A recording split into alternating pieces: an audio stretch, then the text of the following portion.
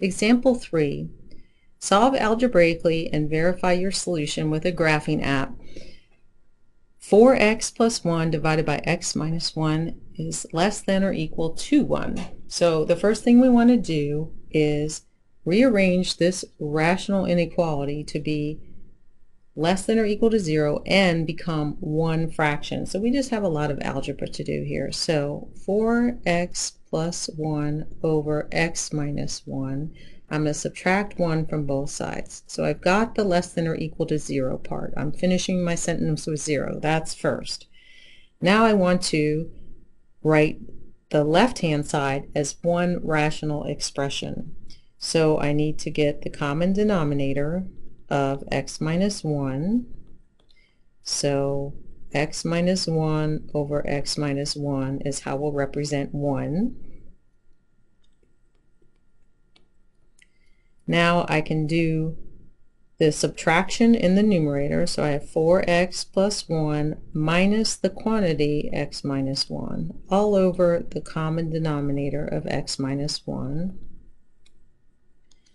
Now distribute the subtraction, so I have 4x plus 1 minus x plus 1 all over x minus 1.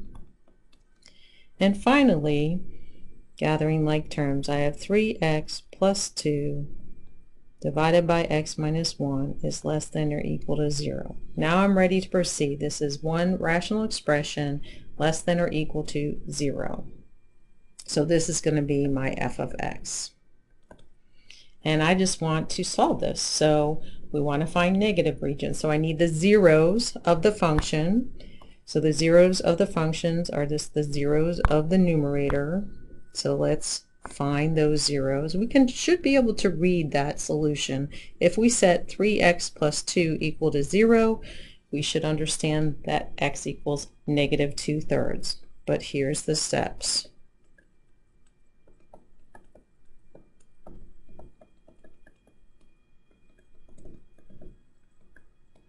And then we also need the excluded values.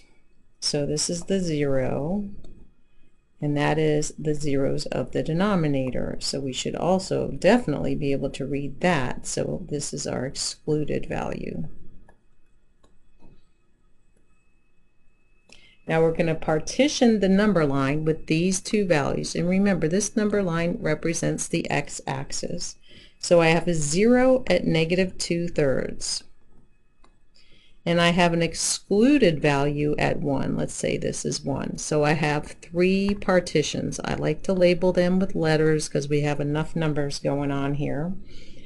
Now let's find out where this is positive and negative. For section A, I'll choose x equals negative 1 as a test point.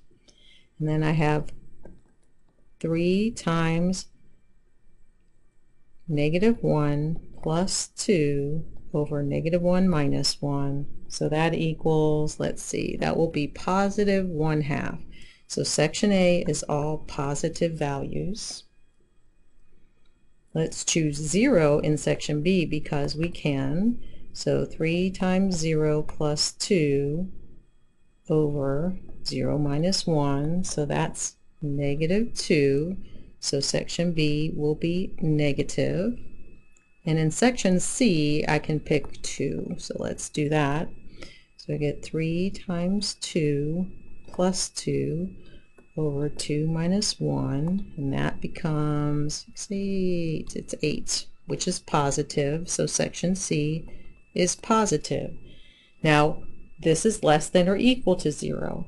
So I want between negative 2/3 and positive 1, because that is my negative region, and I put a parenthesis around the 1 because that's an excluded value, and I put a bracket at negative 2/3 because that's as a 0. So the solution is negative 2/3 to 1.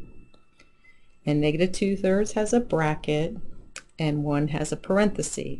Now let's verify this with Desmos again. so let's type this in. And I'm going to type it after we rearranged it so we can just look above and below the number line.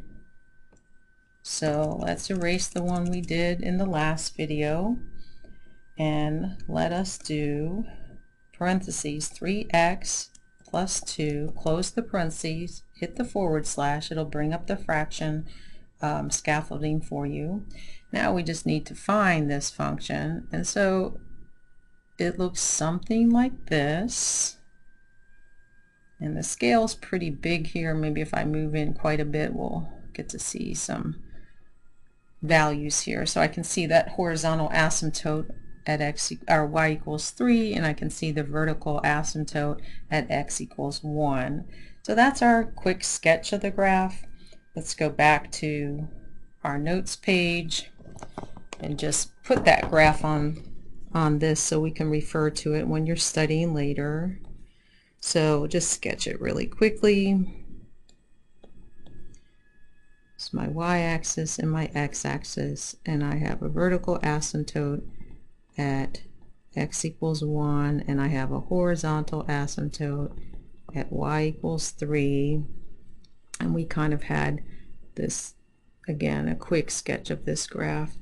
Looks something like this.